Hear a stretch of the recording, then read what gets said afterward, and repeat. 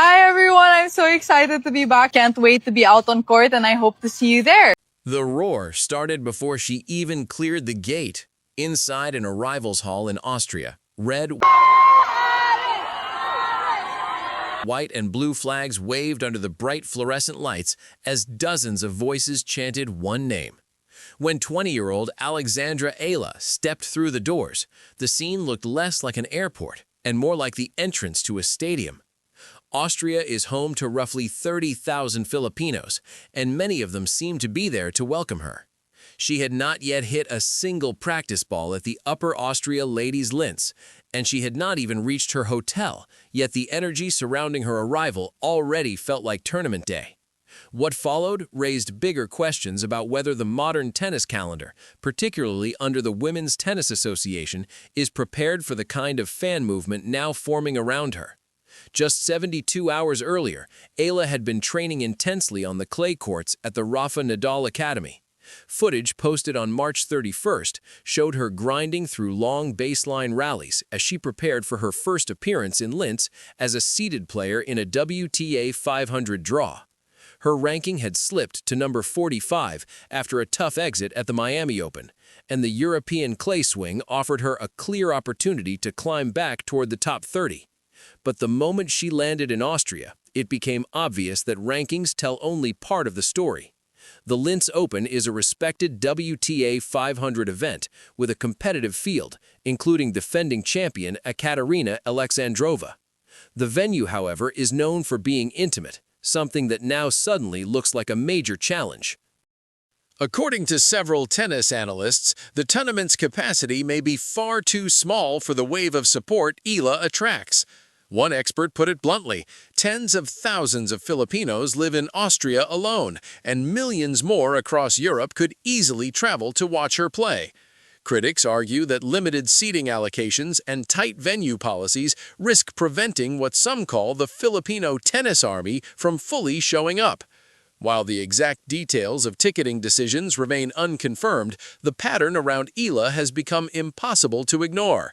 At the Australian Open earlier this year, the court hosting her match became one of the loudest locations in Melbourne Park. In Dubai, fans waving Philippine flags filled sections well beyond the designated seating areas. At Indian Wells and Miami, tournament staff reportedly struggled to manage crowds that gathered specifically to see her. The airport moment in Austria made that pattern feel undeniable. As Eala walked through the arrivals corridor, fans surrounded her with flags draped over their shoulders and phones raised high to capture the moment. It looked less like a typical athlete arrival and more like a concert reception. For the sport, the scene raised a bigger question.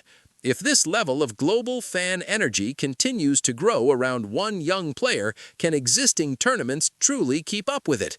Because what happened in that airport suggested something larger than a normal surge of popularity. It hinted at a movement that the tennis world may not yet be fully prepared to handle. The chants echoed off the terminal ceiling as fans crowded around Alexandra Eala the moment she stepped into the arrivals hall.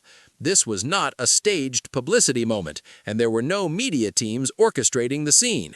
These were members of the Filipino diaspora living across Austria, people from Vienna, Salzburg, and Graz, who had tracked her flight and came simply because Eala represents something that tennis rankings alone cannot measure. Imagine being a tournament director for the Upper Austria Ladies' Linz and watching that video on your phone later that night. Your venue holds only a few thousand spectators, your defending champion usually receives polite applause, and suddenly a 20-year-old player who has never competed in your city turns the country's airport into a pep rally before the tournament draw is even finalized. In that moment, it becomes clear you were not just organizing a tennis event anymore, you were hosting a cultural moment you never fully prepared for. The numbers behind that moment make the scene even striking. Roughly 30,000 Filipinos live in Austria, forming a tight-knit community spread across major cities. When you factor in the wider European Filipino diaspora, communities in Italy, Germany, the Netherlands, and the United Kingdom, all just a short flight away, the potential wave of supporters becomes enormous. These are not hypothetical fans. They already showed their power at the Australian Open, where Eala's court became one of the loudest on the grounds. They appeared again in Dubai, then filled sections in Indian Wells and the Miami Open. Across multiple tournaments and continents, the same pattern keeps repeating. Wherever Eala plays, a passionate wave of support follows. Just days before arriving in Austria, Eala had been quietly training on the clay courts of the Rafael Nadal Academy. The footage showed her grinding through long rallies on red clay, preparing for the upcoming European swing. The contrast could not be sharper. Silent training sessions early in the week, and by midweek, viral airport footage spreading across social media. That rapid shift captures exactly why her rise feels so unusual. Her development happens in private, but the public reaction appears explosive. The pattern has already stretched across multiple continents and surfaces, yet the same fan energy continues to appear every time she steps onto a tournament stage. Another reason for the growing attention is the mentorship she receives from Rafael Nadal. The legendary champion, owner of 22 Grand Slam titles, and a dominant force at the French Open, has publicly supported Eala and helped guide her training. Eala herself admitted that even after years at his academy, she still feels nervous around him, joking that she sometimes struggles to find the right words when speaking to him. That relationship goes beyond marketing or publicity. It represents belief from one of the sport's greatest champions, and that belief resonates with fans around the world. As the Linz tournament approaches, the excitement surrounding Eala suggests something larger than a single ranking climb. It hints that tennis may be witnessing the rise of a new global connection, one capable of reshaping where the sport's energy and audience truly come from. After Austria, the clay swing moves forward to the prestigious European stops in Porsche Tennis Grand Prix in Stuttgart and the massive Madrid Open. These tournaments are even bigger stages, and the Filipino presence across Europe suggests the momentum surrounding Alexandra Eala could grow even further. Nearly 450,000 Filipinos live in Germany, while more than 200,000 reside in Spain. If Linz turns into the cultural surge many analysts expect, Stuttgart and Madrid will not be able to call the phenomenon unexpected. The support base is already there, spread across major European cities where WTA tournaments take place. The so-called Filipino army is not suddenly arriving. It has already been living, working, and building communities throughout Europe, ready to rally behind one of their own whenever she steps onto the court. Just 3 weeks before the excitement in Austria, Eala walked off the court at the Miami Open after a tough loss to Karolina Muchova, 6-0, 6-2. Later, her team confirmed she had been playing through a minor muscle tear during that match. There were no public excuses, no dramatic announcements, and no long recovery break. Within days, she returned to the clay courts at the Rafael Nadal Academy. Training footage released on March 31 showed her hitting freely, sliding across the clay, and engaging in intense baseline rallies without hesitation. The body language did not belong to a player protecting an injury. It looked like someone who had accepted a defeat, processed it quietly, and chosen to respond through hard work rather than explanation.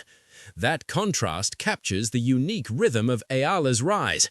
One moment she's training in near silence on the red clay in Mallorca, guided by the mentorship environment created by Rafael Nadal. The next moment she lands in Austria to find an airport already echoing with chants of her name. A nation with tens of thousands of Filipinos suddenly feels like a home crowd.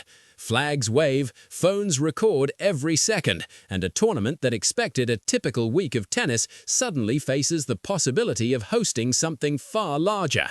Eala had lost a match only weeks earlier while battling a muscle issue.